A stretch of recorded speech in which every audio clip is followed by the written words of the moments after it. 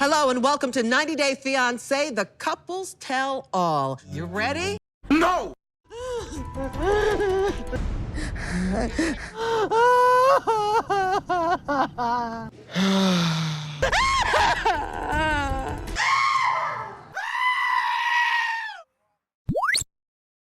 Awesome!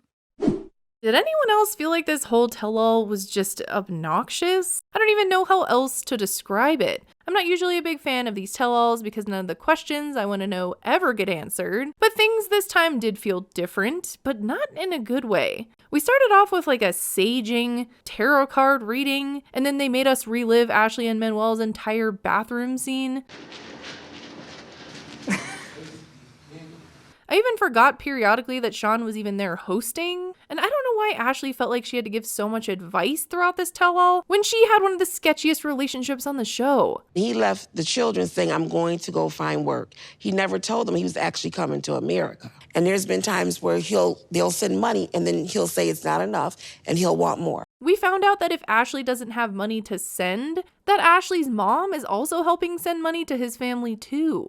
Like, what the heck is going on here? This does not seem like a normal situation, right? This seems like a scam, but we just gloss over that. And then she goes on to interject during other segments and give her advice, like she knows how to have a healthy and stable relationship. Sorry, Ashley, not everyone wants to bang it out in a public bathroom when they're upset. But at the same time, she didn't really have a lot to say about people like Rob and Sophie. Rob had online cheated by getting sexual videos from other girls, and yet he now wanted praise for having a job and getting them a place to live that had a bathroom inside instead of outside. Could have just at least got a different house, a place with a bathroom, and that was safe. I appreciate it, but that doesn't mean you can't.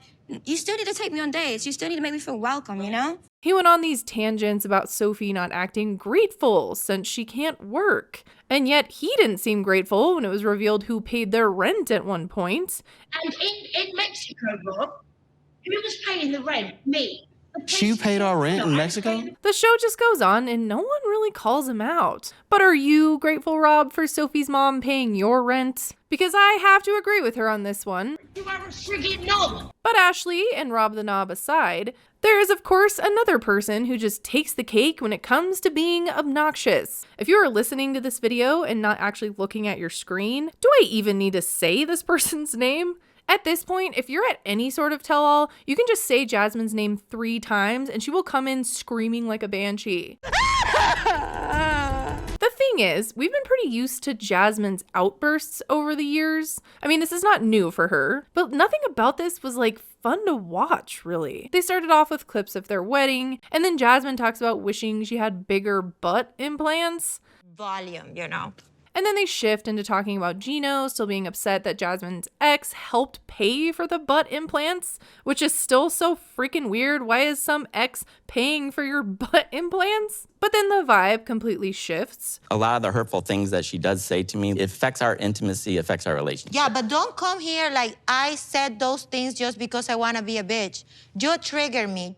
But when they talk about Jasmine saying she would rather sleep with her ex during their many fights, Jasmine does acknowledge that she has anger issues. Gino starts to squirm, and Jasmine looks like she's going to explode. The producers, of course, know that Jasmine is probably going to lose it, and then decide to pour gasoline on the situation by showing Gino's bachelor party footage. Also, Gino knows that he was being filmed. Why, Gino?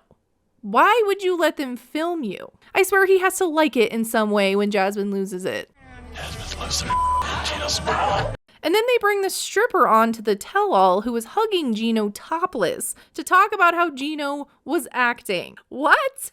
That's like bringing a flamethrower in when everything is already doused in gasoline and on fire. And that's of course when Jasmine loses it and storms off stage. I also noticed how she like pointed at Gino and was like, you wanted this. He does. He has to want it at this point. Why else would you let them record your bachelor party? You know it's gonna come back to bite you in the ass. And everyone's just awkwardly sitting there listening to these screams. Oh yeah, and there's Devin and Nick at this tell-all too. I almost forgot about them, but we don't hear a whole lot from them, even in part 2 of the tell-all. They just revisit the whole Piggy nickname and then Nick fake apologizes. I'm so sorry. I didn't mean to hurt your feeling. I just wanted to show you I love you and you are cute. Instead, they focus on this ridiculous drama that is Jasmine. But that was the craziest part about this to me. The stripper was brought on, and of course the producers knew this would freak Jasmine out. But the stripper, her name is Daisy, very maturely, all she said was that Gino was awkward and wasn't acting crazy at the strip club. Respectful behavior. He came in with his family. It was a normal bachelor party. I have seen quite a bit worse. But no, let's just keep the screaming going. Also, they just casually mention, as Jasmine starts to calm down, that Gino's ex worked at a strip club. So this is exactly why the producers brought the stripper on. The footage wasn't enough. They had to kick it up a notch to really make Jasmine flip out. Oh, we didn't know that. I don't think we knew that. Okay. Even Gino knows that's BS. Come on. Like, do they think we're stupid watching this? And they didn't even try to even the playing field by bringing Annalie's stripper on later. Jasmine even asks Daisy if the lip gloss in Gino's car is hers. I can promise you it's not. My only encounter with Gino was at the actual bachelor party. Like, are you serious? Is she really worried that this guy is driving strippers around in his car? We all know that this was done on purpose, but the producers for the tell-all just keep trying to stir the pot as much as possible by replaying old clips not used in the show. They did this with Sam and Citra too. They had enough interesting things to talk about with Sam and Citra, but after they quickly talk about how they're having a baby, and Sam is now in a diversion program and is not in fact going to jail. I just have to not mess that up for a year while maintaining a full-time job. You really have to be good for a whole year. We shift to this clip of Sam talking about how he had a one-night stand before he met Citra in person. None of this happened when Citra was in the US. It was before they had even met in person. And Citra doesn't even seem upset about this at all. He just around for one night, but he told me that he didn't end up sleep with that girl. But they try to make it seem like she didn't know or she got different information. It felt like an attempt to start something when they had enough going on that they could have talked about. Citra just smiles the whole time, making it seem like they told her to try to stir things up, but she didn't really try very hard. But now, I fully trust him, he's not gonna do anything stupid like that. I really thought that these two were doomed from the start with Sam's drug issues, but after sitting through everyone else talking, maybe they'll be just fine. Because things just get more ridiculous when Jasmine circles back around with proof that Gino is sneaking around on her. Gino and I had so much fun at the bachelor's party.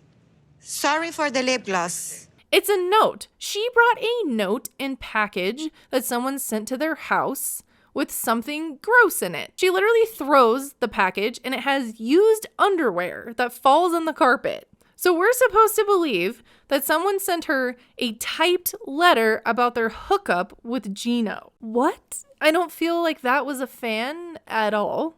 Why do I feel like Gino sent that letter to upset Jasmine? He has to have some sort of humiliation kink. There's no other explanation. He just wants her to rub his bald head and yell in his face. Jasmine and Gino want to remind you to subscribe to the Kiblz channel. If you don't, they will give you creepy baby talk. Who's my little baby? Who's my little baby? Who's my little baby? Me.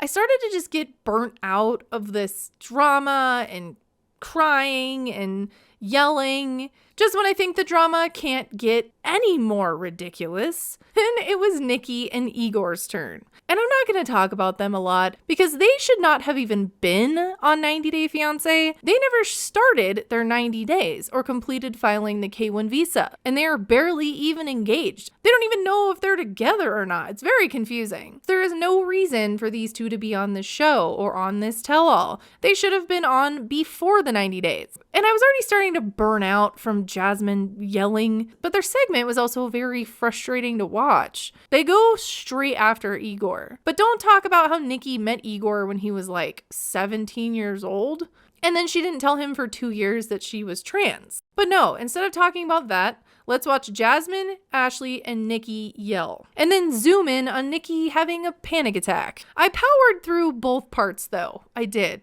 because really the couple that I wanted an update on the most, who was towards the end, was Clayton and Annalie. I had so many questions, like did Closet Mom really move out? Did Annalie actually even like Clayton?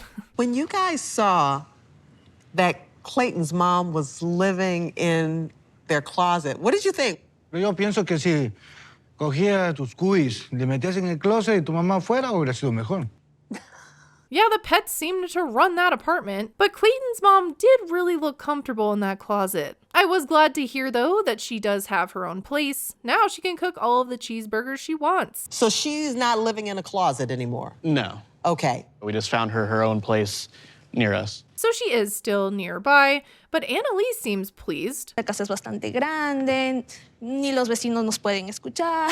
Niña. Entonces... But there is still some disapproval from both Clayton and Annalie's family. Annalie's dad even wrote a letter that Sean read during the tell-all. It pretty much said that she should come home to Peru because there's nothing there for her in the US. Ouch. And Brandy isn't as much of a fan of Annalie as I thought she was. I was actually pretty surprised by this. I just think it's odd. Like, I don't know if maybe she has a boyfriend in Peru or something that she doesn't want Clayton to find out about.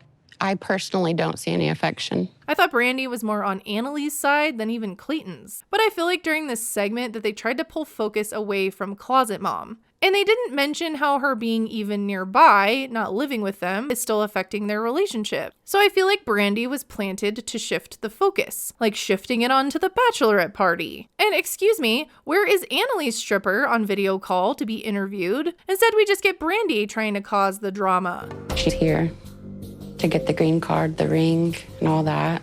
I did wonder what Annalie's intentions were, but Clayton's mom and their weird living situation, I think, kept us from really seeing how they were together outside of that. I did not see a lot of affection between them either, especially with Annalie seeming to get the ick from Clayton. So I can understand Brandy's concerns. I guess we'll have to see if Clayton's mom moving out changed any of that, if they're on a future season. When the tell-all did finally wrap up, I felt very relieved. Yes, there is no part 3, thank God. But I couldn't help but feel disappointed. Were my expectations too high? Or was I just annoyed by the weird fake drama they used to try to escalate everything on the tell-all? The screaming and yelling took up way too much time. If you're going to have a 2-part tell-all, please limit the banshee screams. Let me know what you think about this tell-all, part 1 and part 2. I'm glad this season is over, but I'm not very excited about Happily Ever After that comes next. Hopefully something else also premieres.